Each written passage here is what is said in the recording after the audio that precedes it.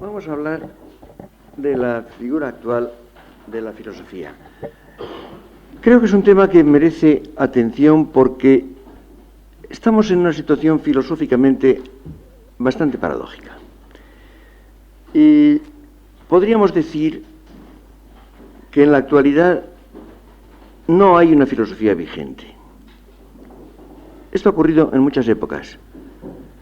Ha habido épocas en que hay una filosofía vigente que es generalmente admitida, o por lo menos con la cual hay que contar, que es la instancia filosófica primaria con la cual se encuentra no solamente el que se ocupa de filosofía, sino el que vive en una sociedad, en un ambiente en el cual la filosofía se hace presente. Pero en nuestra época ocurre algo más.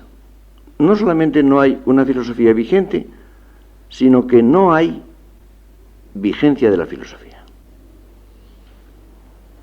Hasta hace no mucho tiempo, luego trataré de precisar más o menos cuándo, no había tampoco, no puede decirse que hubiera una filosofía vigente, pero había una vigencia de la filosofía que se consideraba como la disciplina intelectual rectora con la cual había que contar, que a última hora era inspiradora o fecundadora de otras, o tal vez de todas, y por consiguiente era menester referirse a ella, incluso aunque se estuviera fuera del campo estricto de la filosofía. Esto era verdad muy especialmente en España. En España durante, no todo este siglo, pero desde bastante pronto, tal vez desde el año 1915 o 1920, la filosofía fue el centro de organización de la cultura española, en un grado que no ha sido frecuente en otras épocas, por supuesto, nunca había ocurrido en España, pero ni en otros países tampoco, y es sorprendente el número de referencias filosóficas que se encuentran en España durante todo el siglo, en libros no filosóficos, en libros sociológicos, filológicos, históricos, jurídicos, literarios, científicos. Caso sumamente curioso, lo cual prueba que había una vigencia de la filosofía. Hay incluso hechos relativamente externos, y si ustedes quieren secundarios, pero muy reveladores, y es la normalidad de la lectura de libros filosóficos por personas no dedicadas profesionalmente a la filosofía. Esto en España, y habría que decir en el mundo hispánico, en todo el mundo de lengua española el fenómeno es paralelo. Es un carácter muy propio de nuestro siglo, y el hecho es que los libros filosóficos originales o en traducción, los libros de calidad, se han leído por innumerables personas que no eran personas dedicadas profesionalmente a la filosofía, y esto explica un hecho extraño, el hecho editorial de que en español se han publicado un número altísimo de libros filosóficos. Por ejemplo, en el caso de traducciones antes, mucho antes a veces, que en otras lenguas, y en tiradas numerosas, a veces en ediciones reiteradas, lo cual indica precisamente eso, a lo cual me refería, la vigencia de la filosofía, aunque no hubiera una filosofía vigente, que es un fenómeno completamente distinto. Esta situación empieza a alterarse en Europa más o menos hace 1930 o 30 y tantos, en diferentes países, por diferentes motivos y en etapas diversas. El primer paso es la imposición de una filosofía determinada. En definitiva, esto comienza en Alemania, que era el país filosóficamente rector desde 1780 más o menos hasta 1930. Si quieren ustedes tomar dos libros ilustres, diríamos desde la Crítica de la razón pura de Kant hasta el Sein und Zeit de Heidegger, publicado en 1927. Entre esas dos fechas, evidentemente Alemania es el país filosóficamente rector, con una producción filosófica muy superior en volumen y en conjunto, en calidad, durante todo este tiempo. Encuentran ustedes, por tanto, como hay una crisis en Alemania cuya razón inmediata es el nacionalsocialismo. El nacionalsocialismo introduce en Alemania una deformación total del sentido de la vida intelectual, la cual se politiza. Se politiza y entonces se introduce en una forma o en otra un racismo. Se empieza por la eliminación de los pensadores judíos, que eran muchos y muy notables. Se considera después judíos a los que tienen algo que ver, o algún antecedente o un antepasado judío. Después se generaliza a las doctrinas, y aquellas doctrinas que se consideran que no son estrictamente germánicas o que han tenido una representación judía considerable, se consideran nefandas.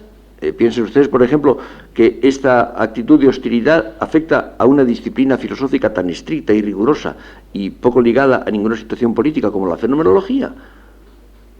Pero Husserl era judío. Y entonces cada vez más se va deslizando en la filosofía la imposición de una actitud germanicista en primer lugar, pero después racista. Esto se consigue con la complicidad de algunas figuras interesantes, importantes, que se pliegan a aceptar dentro de sus doctrinas ciertos elementos racistas. Por ejemplo, un gran psicólogo, porque era por lo demás un gran psicólogo, James pone sus doctrinas psicológicas y su prestigio psicológico al servicio de las teorías, más o menos teorías, del Tercer Reich. Este es el primer factor de perturbación de la filosofía, la imposición de una tendencia, por lo menos, aunque no fuera una filosofía en sentido estricto, determinada.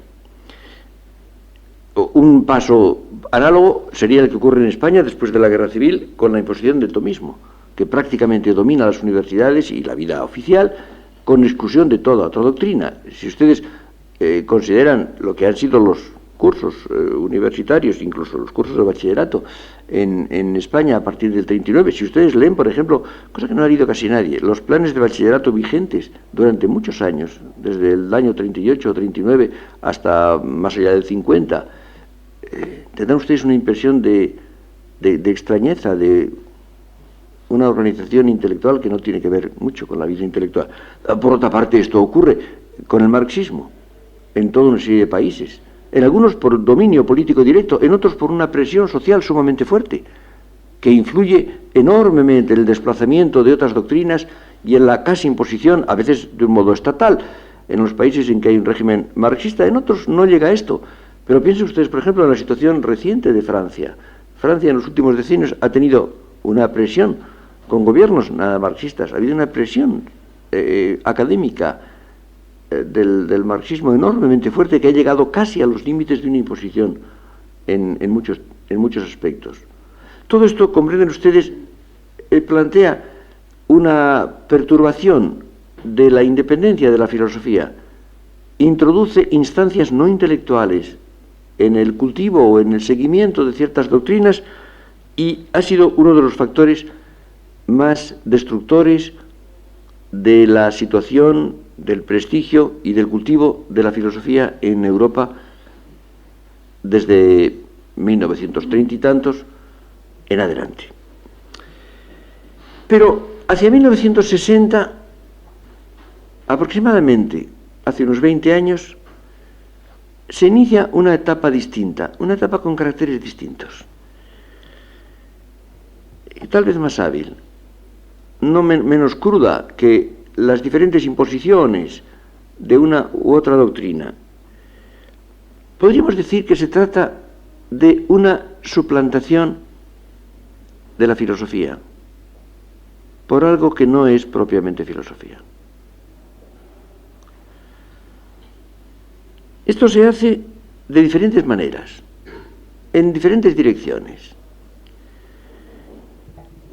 En algunos casos se trata de la sustitución de la filosofía por doctrinas, por disciplinas más o menos ajenas a la filosofía, aunque tengan algún parentesco con ella, por lo que podríamos llamar disciplinas marginales, en gran parte por proceder de cultivadores de otras disciplinas que no tienen el sentido de la originalidad filosófica y que no tienen conciencia clara tampoco del nivel de creador de la filosofía. Yo recuerdo hace muchísimos años, debe hacer 60 años por lo menos, publicó Ortega un artículo breve, pero que me pareció muy revelador. Este artículo se titulaba Pedagogía y Anacronismo. Y Ortega decía, los escritos pedagógicos suelen tener a la base una filosofía. Ahora esta filosofía casi nunca es actual. Suele ser una filosofía anacrónica.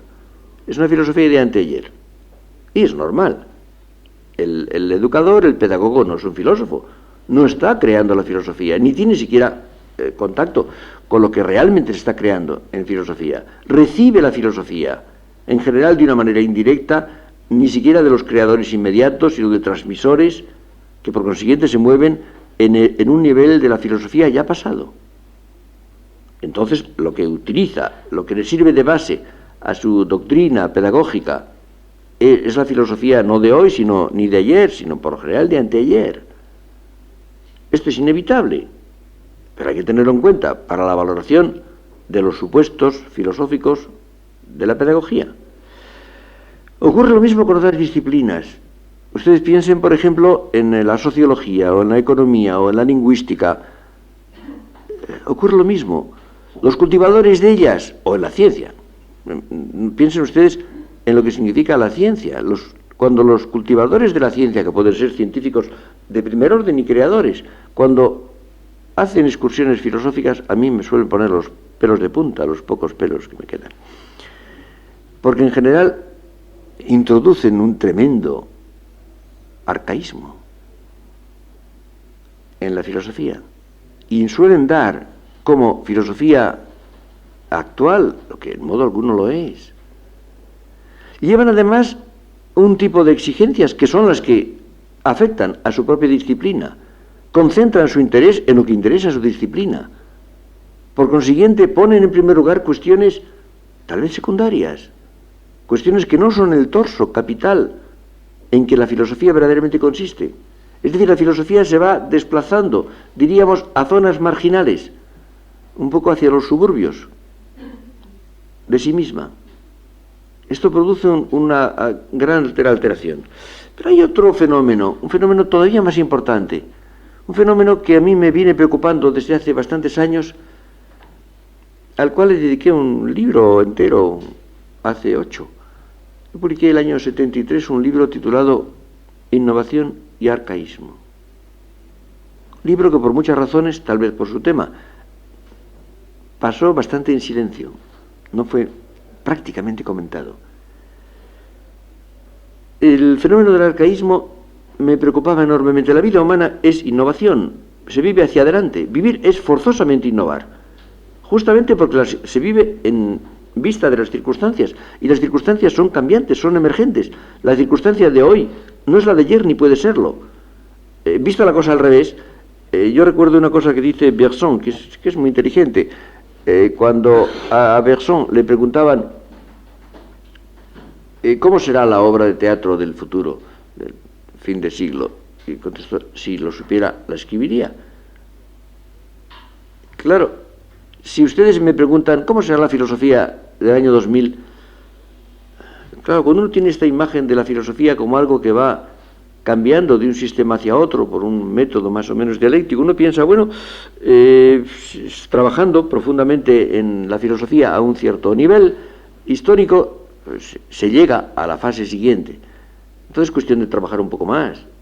Si yo trabajara más de lo que trabajo y durmiera todavía un poco menos y no dedicar algún tiempo a lo que estoy haciendo ahora, etcétera, y estuviera pensando en filosofía todo el día, pues tal vez conseguiría en un plazo más breve llegar a lo que fuera la filosofía del año 2000.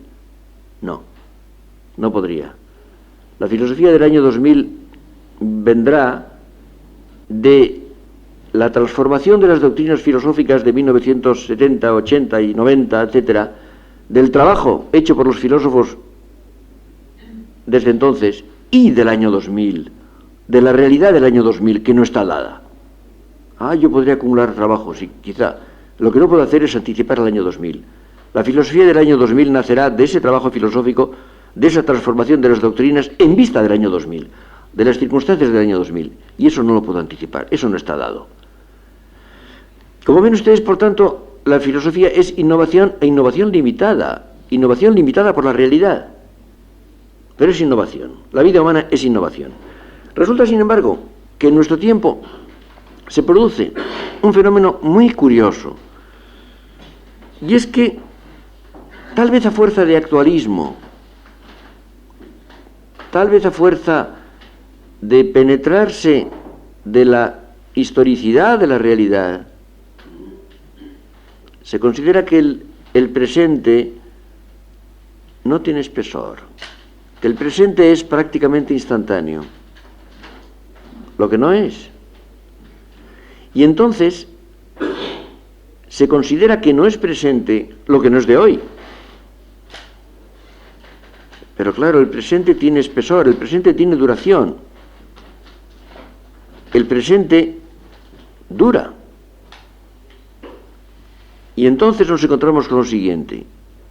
Se olvida el pasado reciente, que no ha pasado, que es el comienzo del presente. Y se recae en el pasado realmente pasado, en el pasado anterior al presente, en el pasado anterior a nuestro tiempo, que se toma como presente. Concretamente, en nuestro caso, la filosofía de nuestra época empieza muy a comienzo de siglo. El primer gran libro filosófico del siglo XX es Las investigaciones lógicas de Husserl. Con él comienza nuestra época. Este libro se publica, el primer volumen se publica exactamente en 1900. En definitiva, el presente data de ahí. En España la cosa resulta especialmente clara. Nuestra época comienza con la generación del 98. Todo lo anterior es el pasado. Pasado próximo, pasado interesante, pero no es el presente. En cambio, lo que se refiere a la generación del 98 es el presente. Hemos celebrado en los años pasados los centenarios de los grandes escritores del 98, desde Unamuno en adelante. No hablábamos del pasado, no se hacía arqueología. Eran figuras actuales, plenamente vivas. Era nuestro tiempo. Pues bien, resulta que se produce un abandono de ese pasado reciente que, repito, no ha pasado, para recaer en el siglo XIX. ¿Qué es el pasado? Pero dirán ustedes, retener el siglo XIX es absolutamente recomendable y necesario, claro, y el XVIII y el XVII y el V antes de Cristo. Justamente la pérdida de la historia, que se ha desvanecido de entre las manos de nuestros contemporáneos de una manera absolutamente pavorosa, la pérdida de la historia precisamente es la que hace posible la recaída en el pasado como si fuera presente. Yo no sé si ustedes tienen conciencia clara de un fenómeno que se ha producido paralelamente al que estoy estudiando en la filosofía, que es la pérdida de la secuencia de los tiempos en la historia. Hasta hace muy poco tiempo, hasta hace muy pocos decenios, casi todo el mundo, y especialmente las personas que tenían algún acceso a la vida de la cultura, tenían un esquema histórico relativamente preciso y conocían el antes y el después y las distancias históricas que separaban un fenómeno de otro. En los últimos decenios, quizá en los últimos 2 decenios, esto se ha perdido totalmente. Se ha producido un caos cronológico en la mente de nuestros contemporáneos, especialmente jóvenes.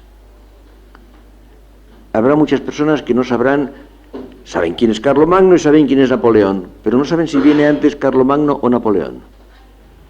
Habrá gentes que o conocen, les es familiar el nombre de San Agustín y les es familiar el nombre de Berkeley, pero quién viene antes y quién viene después o qué distancia media entre ellos, esta es otra cuestión. Hagan ustedes experimentos, pregunten ustedes a unas cuantas personas, especialmente jóvenes, no exclusivamente, pero especialmente jóvenes, acerca de dónde se sitúan en un esquema histórico una serie de realidades de cualquier tipo, y verán ustedes cómo la historia se ha convertido en una colección de puntos inconexos, sin configuración.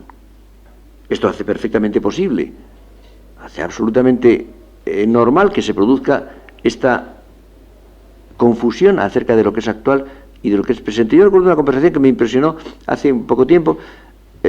Había hablado yo del valor, de la vigencia de Ortega, y esta persona me decía, yo creo que tiene usted razón, pero los jóvenes dicen que Ortega no es actual. Y yo les dije, ¿quién les parece actual? ¿Marx? Y me dijo, sí. Dije, bueno, Marx murió el año que nació Ortega, el año 1883 exactamente. Entonces, ¿cómo puede parecer actual Marx y no parecer actual Ortega? Evidentemente, los que piensan esto no tienen claro en la cabeza dónde está Marx y dónde está Ortega. Es decir, está en ciertas zonas de la presentación, de la prensa, de los cursos, etcétera. Pero es una organización no cronológica, no histórica, sino más bien de lo favorable y lo desfavorable, un poco como esa expresión vital tan interesante que emplea Proust cuando habla du côté de Guermantes o du côté de Chesvan. Pues bien, hay diferentes cotes, diferentes lados que no tienen que ver con la cronología, que no tienen que ver con la historia. Y esto produce una profunda alteración, una alteración de la instalación histórica en la cual había vivido el hombre occidental durante mucho tiempo. Hay cosas muy reveladoras. A mí me han ocurrido recientemente dos pequeñas, mínimas historias, pero que son muy reveladoras de cómo las cosas históricas no tienen resonancia y no significan nada para la mayor parte de los contemporáneos nuestros. Me ha ocurrido que en dos conferencias que me grabaron en unas cintas o cassettes y después transcribieron. Ustedes saben que a veces las transcripciones son muy reveladoras, hay cosas que no dicen nada, hay cosas que no significan nada para el que transcribe. Y me ha ocurrido tengo tres ejemplos. Uno de ellos es que yo citaba en un párrafo, había nombrado varias veces a Unamuno. Piensen ustedes que Unamuno es un hombre no solamente muy famoso, creemos, sino que además fonéticamente es muy claro, ¿no? Unamuno. Pues bien, la persona que transcribió la cinta, en un párrafo en que aparecía 5 veces el nombre de Unamuno, lo había dejado en blanco todas. Es decir, no había percibido el nombre Unamuno, lo cual quiere decir que le era totalmente ajeno. Pero en otro lugar yo hablaba del hombre de Neandertal, y la transcripción fue el hombre de la lealtad. Es decir, que Neandertal le sonó a la lealtad, es lo más parecido a que le sonó. Y otra, quizás más divertida, ocurrió después, es muy reciente. Hablando de San Agustín, dije yo el obispo de Hipona, y me pusieron el obispo de Icona, primer obispo ecológico en la historia. Como ven ustedes, esto es sumamente revelador. Puede llegar a resultados cómicos, pero el hecho es el que se ha borrado la secuencia de los tiempos y por tanto la ordenación histórica del mundo. Y esto permite entonces la recaída en el pasado. No se trata solamente de doctrinas, de teorías, de ideas. Ocurre en todo. Ahora mismo, ya no tanto, pero hace muy pocos años, hace 5 o 6 años y más, cuando se iba por la calle era un muestrario del siglo XIX. Se veían, por ejemplo, peinados, barbas, melenas. Uno se encontraba con don Adelardo López de Ayala en la calle y poco después estaba don Gaspar Núñez de Arce y luego estaba Pi Margall, y todo el siglo XIX aparecía por las calles y la gente llevaba unos atuendos y unas maneras de peinarse o de no peinarse y de barbas que parecían un repertorio de ilustraciones de una revista del siglo pasado. Absolutamente lo mismo ha ocurrido, por ejemplo, con los tipos de decoración, con eso que se llama, con una palabra no nueva, pero inglesa, posters, que llamamos siempre carteles, o con las ideas políticas, o se han vuelto a formas de expresión absolutamente características del siglo XIX, por ejemplo, en la retórica política. A mí me impresionó mucho cuando vi, por ejemplo, que el lema de los partidarios de Fidel Castro en Cuba es patria o muerte, venceremos.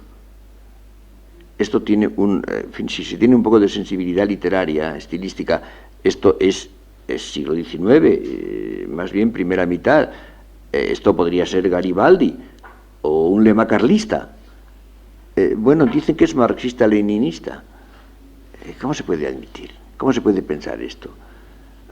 como ven ustedes, siempre se recae. Por ejemplo, la ornamentación modernista, que ha dominado, ya está un poco en desuso, pero ha dominado unos cuantos años. Es decir, el hombre europeo, a partir del año 60 aproximadamente, se instala en las formas del último cuarto del siglo XIX. En política, en decoración, en manera de vestir o de peinarse, etcétera, etcétera, y, naturalmente, en filosofía.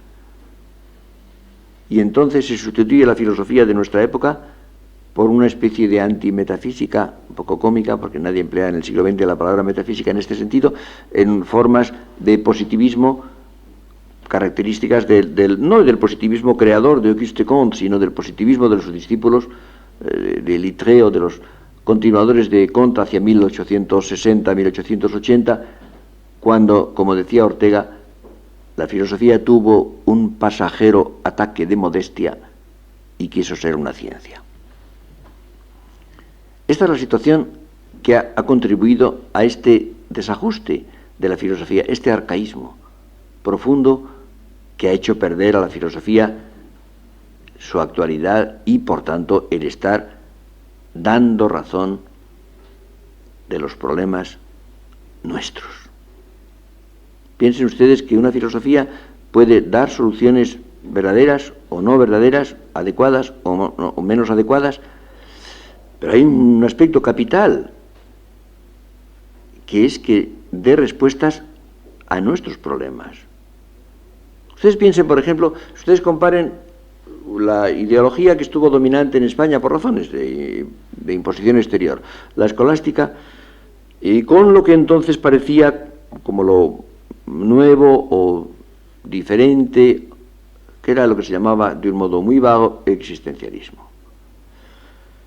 Es evidente que la escolástica tiene una gran solidez intelectual, y evidentemente ha habido muchos filósofos escolásticos que han sido geniales, los cultivadores de nuestro siglo no tanto, pero los creadores sí, y que en muchos sentidos el pensamiento escolástico ha sido de una gran solidez. Sí, lo que pasa es que en general sus soluciones, incluso aquellas que podemos llamar verdaderas, tienen implicaciones que nos cuestan mucho trabajo comprender o aceptar, y sobre todo son soluciones a otros problemas que no son los nuestros, que no son los de nuestro tiempo. No es eso lo que nos preocupa, no es eso lo que nos preguntamos. Si ustedes en cambio toman el existencialismo en el sentido más lato posible, encuentran ustedes que en gran proporción sus respuestas eran falsas, y se puede probar. Sí, pero eran respuestas a nuestros problemas, a los verdaderos problemas. El interés que suscitó el existencialismo se debía a que hablaba de aquello de que había que hablar. Lo que decía ya es harina de otro costal. Pero evidentemente había una coherencia entre aquello porque se preguntaba y lo que el hombre desde 1940 o 50 en adelante se preguntaba y tenía que preguntarse. Había, por tanto, un elemento de adecuación, de autenticidad, sobre todo en las preguntas. Y no olviden ustedes que la filosofía es primariamente cuestión de preguntas. Es lo problemático, lo que constituye una filosofía. Esto ha venido también a perturbar la situación de la filosofía, este arcaísmo de que les hablaba. Pero hay algo todavía más grave. Y es que, por el predominio de ciertas disciplinas particulares que han tenido un desarrollo muy grande en Inglaterra, sobre todo, en parte en Austria,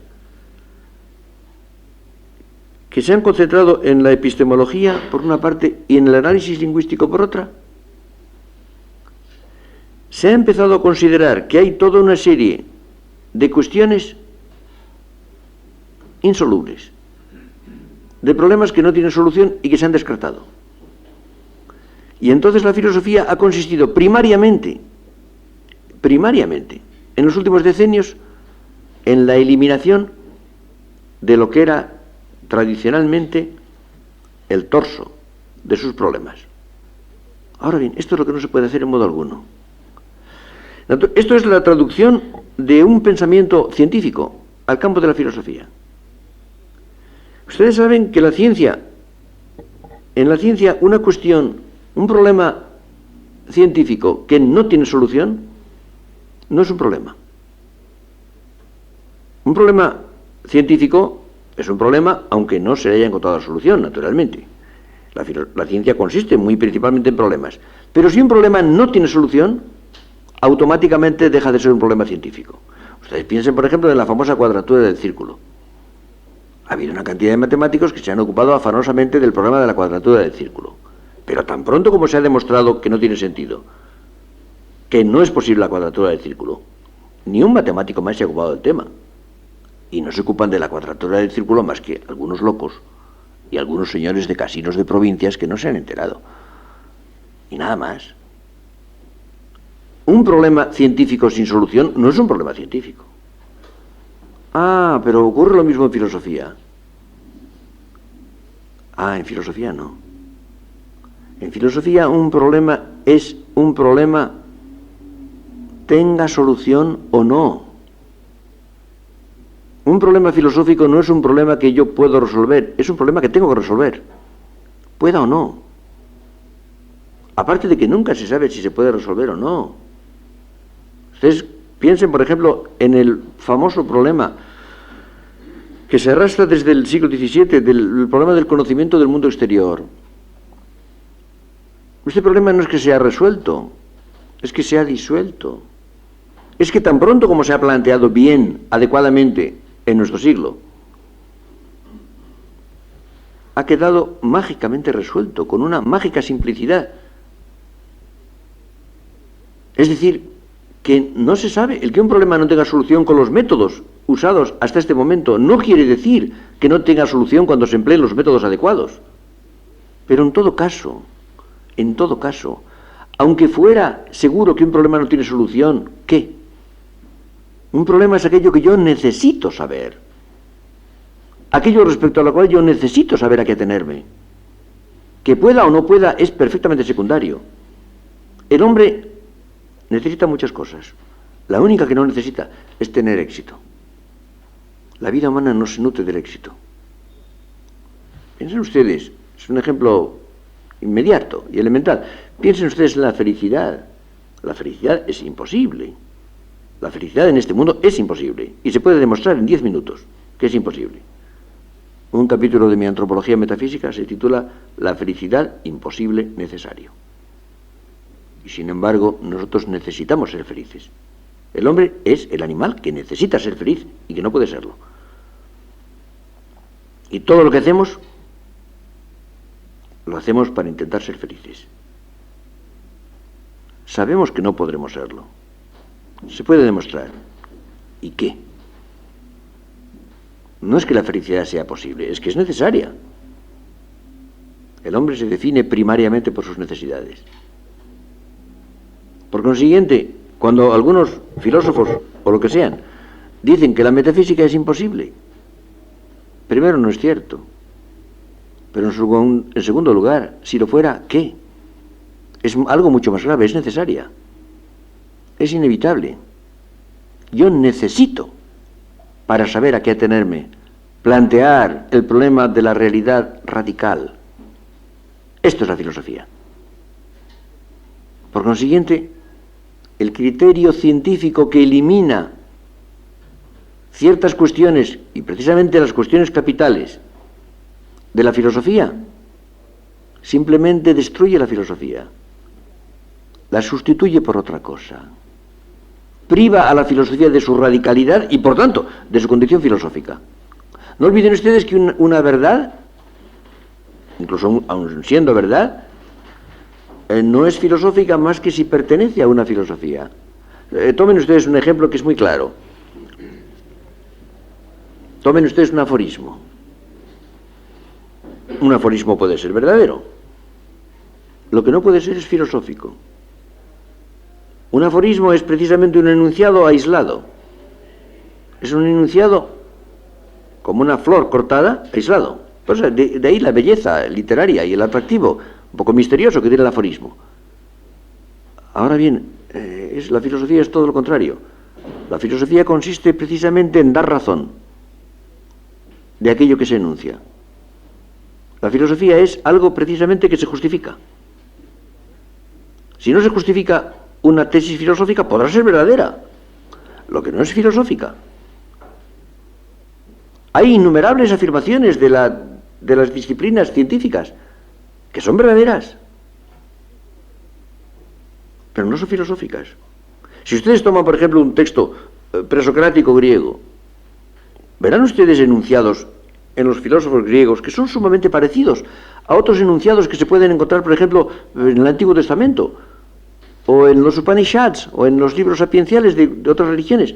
Son muy parecidos, son a veces de contenido literalmente coincidente. Sí, pero unos son filosofía y otros no. Unos son enunciados abruptos, no justificados, o procedentes de la revelación o de lo que se quiera. Los contenidos de los textos presocráticos son filosofía porque forman parte de una filosofía. Justamente esa filosofía lo está justificando y está haciendo de ellos enunciados filosóficos. Si se despoja la filosofía, por tanto, de su radicalidad, puede quedar incluso un contenido de verdad interesante. Lo que no queda es filosofía. Aquello no es filosofía. No podemos identificar verdad con filosofía. Hay muchas verdades no filosóficas. Una verdad filosófica, un principio filosófico. El ser se dice de muchas maneras, por ejemplo, o la realidad es la idea, o pienso, luego soy, formulado aforísticamente. Puede ser verdad, pero no es filosofía. Entonces, esta operación por la cual se ha extirpado a la filosofía su radicalidad, es decir, se le ha extirpado su raíz, la convierte en otra cosa. La convierte en otra cosa y entonces nos encontramos con que eso que se llama filosofía, muy especialmente el análisis lingüístico y sus derivaciones, que son interesantes, que tienen un interés evidente, que pueden ser en gran parte verdaderos, lo que no son es filosofía. Por ejemplo, es evidente que la filosofía parte de otros saberes. Es evidente que la filosofía parte de una lengua, naturalmente. Estamos en una instalación lingüística, que es la primera interpretación de la realidad. En la filosofía no parte nunca de cero. Parte de una serie de saberes y parte de una lengua, en la cual estoy pensando y hablando. Cuando los filósofos lingüísticos dicen que se trata de analizar la lengua viva, la lengua coloquial, y que la filosofía consiste en eso, hay que decirles no. Yo podré analizar la lengua, pero es la filosofía la que da razón de la lengua. Es decir, esa prefilosofía, que son las creencias, las ideas previas en las cuales yo estoy, o la lengua en la cual estoy instalado, que es la primera instalación. Todo eso, yo parto de ahí para hacer filosofía, naturalmente. Pero esa prefilosofía tengo que convertirla en filosofía dando razón filosóficamente de ella. Solamente cuando yo desde la filosofía dé razón de todo eso que tengo a la espalda, entonces cuando haré realmente filosofía. Y daré razón filosófica de todo eso. Como ven ustedes, por tanto, hay una especie de oscurecimiento de la función propia de la filosofía. En gran parte porque ha caído en manos de intelectuales procedentes de disciplinas no filosóficas. Una de las razones es que la filosofía ahora es cultivada por un número muy alto de personas.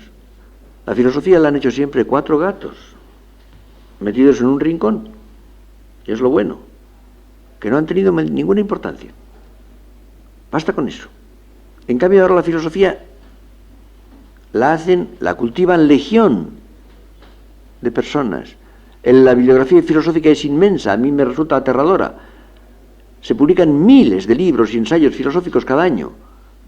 Cuesta mucho trabajo conocer los títulos y además casi nunca vale la pena. Esto no puede ser, pero la mayor parte de los cultivadores de la filosofía no tienen ninguna relación con la filosofía, no han tenido la menor experiencia real de lo que es filosofía. Son gentes procedentes de otros campos que llevan los supuestos de esos campos a algo cuyo sentido último desconocen. Y esto ha producido, como ven ustedes, una evacuatio, una especie de vaciamiento total de la filosofía. Y entonces hemos llegado a una situación que me parece sumamente grave, una situación inquietante, y es que por primera vez por primera vez, en la Edad Moderna, por supuesto, y si me apuran ustedes, por primera vez desde Grecia en los países de Europa, se está haciendo el intento de vivir sin filosofía. Por primera vez.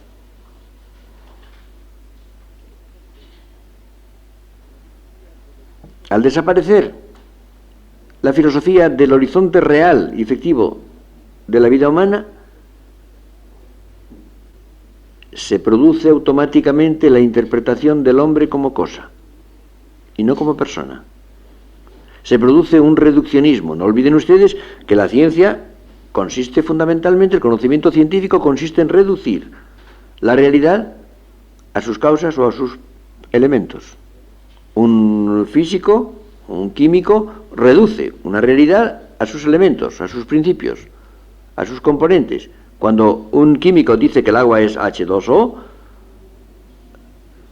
reduce el agua a sus elementos químicos, un átomo de oxígeno y 2 átomos de hidrógeno, constituyen una molécula de agua. Sí, pero me quedo sin el agua. Tengo los elementos, pero no tengo la realidad.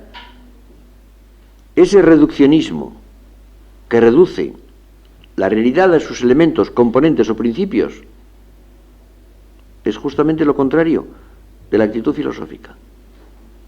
La actitud filosófica, y precisamente en nuestro tiempo, la filosofía actual, había consistido precisamente en reclamar la autenticidad de toda realidad.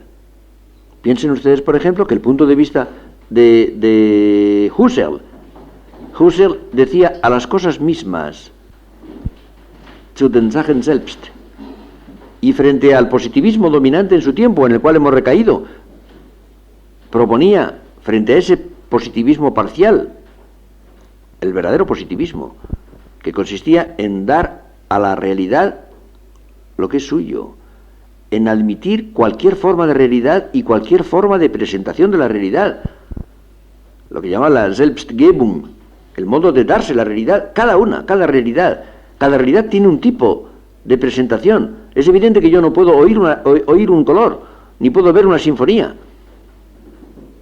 Yo necesito ver los colores y necesito oír los sonidos. Y los objetos ideales se me presentan a la intelección y no a la percepción sensible. Mientras que esta mesa es objeto de percepción sensible. La mesa es objeto de percepción sensible, pero el coseno de phi o pi o la raíz cuadrada de 2 o el octaedro no. Es decir, esa fidelidad a lo real, ese dejar que las cosas sean lo que son y se presenten como son, eso justamente ha sido el gran descubrimiento inicial de la filosofía de nuestro tiempo. Precisamente eso es lo que elimina el reduccionismo procedente de la ciencia, legítimo en la ciencia, porque la ciencia no pretende conocer la realidad, pretende identificarla, analizarla, sintetizarla, identificarla, etcétera, manipularla. Por eso tiene una versión técnica esencial.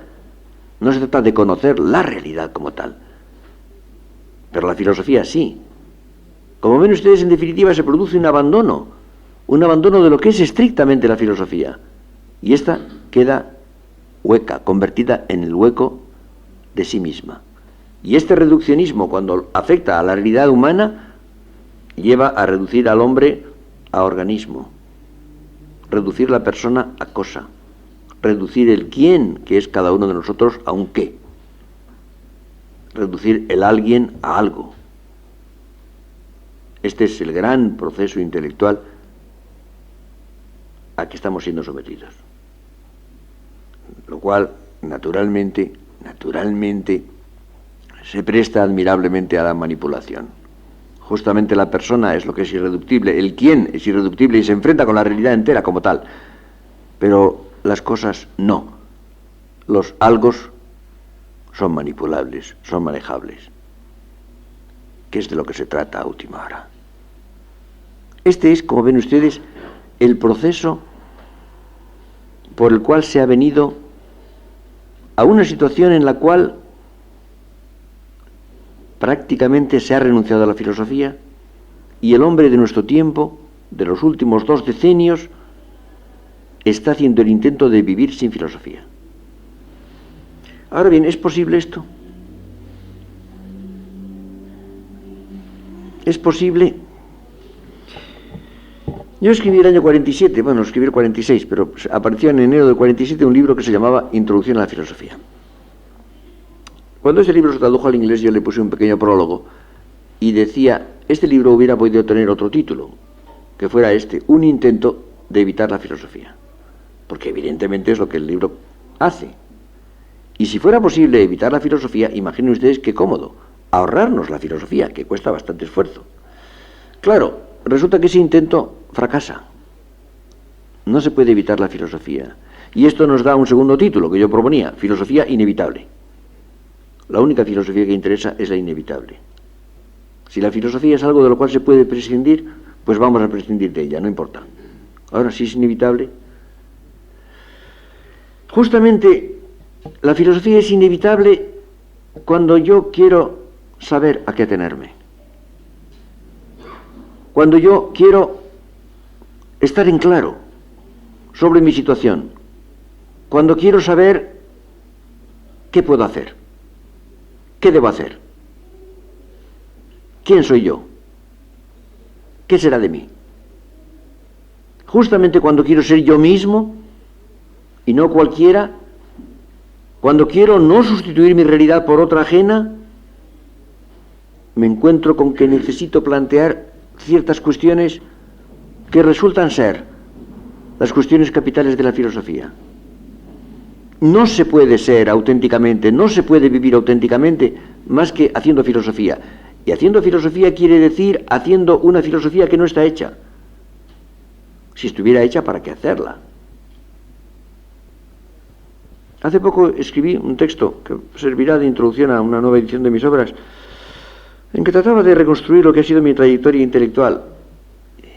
Y decía yo que, aunque no de un modo expreso, la norma que ha regido mi vida intelectual durante tantos años sería esta: cuanta menos original, mejor. Creo que hay que intentar no ser original, si se puede. Es decir, en la medida en que hay una filosofía que es válida, ¿para qué hacerla? Ya está hecha. Únicamente si la que hay no me sirve, si la que hay no es suficiente, si no es capaz de dar cuenta y razón de la situación en que estoy, de mis problemas, aquellos que tengo que resolver, tal vez me veré obligado, en alguna medida, a innovar. Me veré obligado, tal vez, a ser original, sin querer, procurando evitarlo. Esta es la cuestión. Como ven ustedes, por tanto, si hay una filosofía válida, si hay una filosofía vigente, ¿para qué hacerla? Ya está hecha. Ah, pero esa filosofía habrá que repensarla. Tendré que hacerla mía. Tendré que apropiármela. Y al repensarla estoy ejecutando una acción filosófica rigurosamente filosófica, tanto como la del que crea. El que posee una filosofía repensada hace de esa filosofía algo suyo, auténtico. Y en la medida en que no le baste, tendrá que innovar, tendrá que crear, en cualquier proporción. Solamente a ese precio, solamente de esta manera, se puede conseguir vivir con autenticidad. Y esto se refiere a la vida individual y se refiere a la vida colectiva, se refiere a la vida de cada época, de cada generación. Solamente podemos así conseguir vivir a la altura del tiempo. Es una fórmula que Ortega gustaba de emplear, vivir a la altura del tiempo. Y por tanto ser nosotros mismos, y no nuestros antepasados.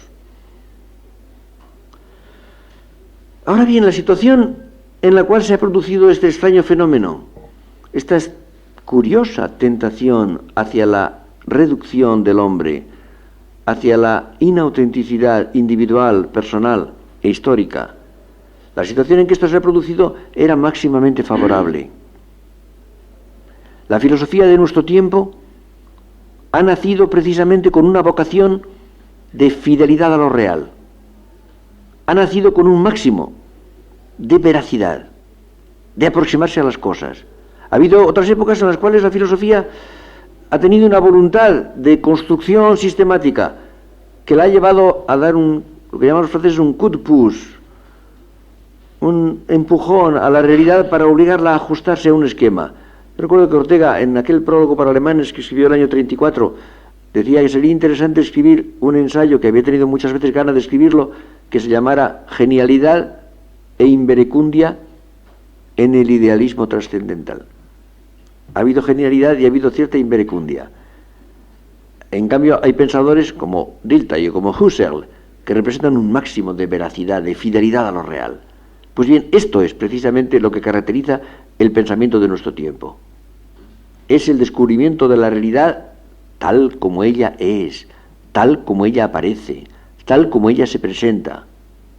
Y precisamente en nuestras manos, en nuestro país, en esta lengua en que les estoy hablando, se produce el paso decisivo que es el descubrimiento y la formulación de la realidad radical, tal como Ortega la descubre, mi vida, yo y mi circunstancia.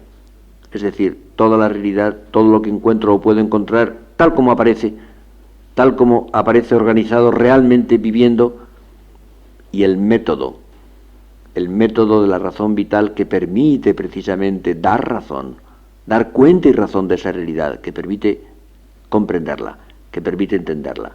Es decir, se produce el descubrimiento de un nuevo continente filosófico en el cual tendremos que permanecer muchos decenios, quién sabe si siglos. Se produce un punto de inflexión en la historia de la filosofía. Empieza una etapa como empieza con Descartes, por ejemplo, y nos encontramos con una nueva realidad y un método enteramente nuevo, adecuado precisamente al conocimiento de esa realidad. Nunca ha tenido la filosofía instrumentos intelectuales como los de hoy para entender esa realidad que llamamos ¿quién? Que llamamos persona y no cosa. Justamente, la razón vital. Y precisamente en este momento, cuando se ha llegado a una de las situaciones más fecundas, más creadoras, más promisoras de la filosofía, cuando todo se vuelve problemático, pero se sabe cómo tratar los problemas, lo cual es la situación perfecta para un intelectual, entonces sobreviene, por razones complejas, algunas de las cuales he tocado, esa especie de abandono de la filosofía, esa especie de vaciamiento de la filosofía, de suplantación de la filosofía por otras cosas. Y esta sería la situación actual. Esta sería la figura actual que presenta la filosofía. Ahora bien, es que esa filosofía creada, iniciada desde comienzos de siglo, desarrollada en muy buena parte de nuestra lengua, ¿se ha suspendido? Evidentemente no. No ha dejado de emanar, no ha dejado de fluir, no ha dejado de crear. Lo que pasa es que transcurre como el Guadiana, que según parece de vez en cuando se soterra y no resulta visible hasta que nuevamente aparece. ¿Y qué hará falta para que emerja y para que esa filosofía resulte visible? Hará falta simplemente que el hombre de nuestro tiempo se sienta radicalmente perdido, que necesite imperiosamente, sin más aplazamientos, saber a qué atenerse, que necesite estar en claro consigo mismo, no dejarse arrastrar, no dejarse llevar. No olviden ustedes que se ha producido ahora, en estos mismos años, por primera vez en Occidente, la invasión de la droga. Nunca había ocurrido, nunca el Occidente había consumido drogas más que excepcionalmente algún excéntrico, como Thomas de Quincey o Baudelaire. El hecho de que Occidente, que siempre se había puesto a la carta de la lucidez, de la razón, renuncia a la razón y se dedique a la droga, como se ha hecho en otras culturas, piensen en los indios andinos o en los pueblos orientales, asiáticos, etc. indica un abandono justamente de sí mismo, una renuncia a ser él mismo, a estar en sí mismo, a ser lo que llamaban los latinos compos sui, a estar fuera de sí. Pero se puede seguir indefinidamente. No hay un momento en que es menester saber a qué tenerse. No es menester volver a decidir desde uno mismo qué va a hacer, qué va a ser, quién va a ser. Cuando esto se produzca, y creo que hay síntomas de que está empezando a producirse, entonces el hombre occidental, el hombre europeo, encontrará que estaba ya ahí, soterrada quizá, una filosofía justamente apta para contestar a esas preguntas. Una filosofía que no había dejado de preguntarse por los problemas radicales sin los cuales no se puede ser auténticamente quien se es. Hace años yo defino la filosofía como la visión responsable. Cuando un filósofo habla de cosas que no ve y que no ve el lector, no me interesa. La filosofía es visual. La filosofía se hace mirando. Pero es una visión capaz de responder a las preguntas. Es una visión capaz de circular, capaz de transitar de un lado a otro. Ante las cuestiones que surgen espontáneamente, que emergen en la vida, es una visión capaz de justificarse, capaz justamente de dar razón de sí misma, que no se contenta con ver, sino que es capaz de justificar eso que ve. Por eso llamo visión responsable, que justamente creo que eso es lo que se ha hecho, y por una vez con participación española en el siglo XX. Muchas gracias.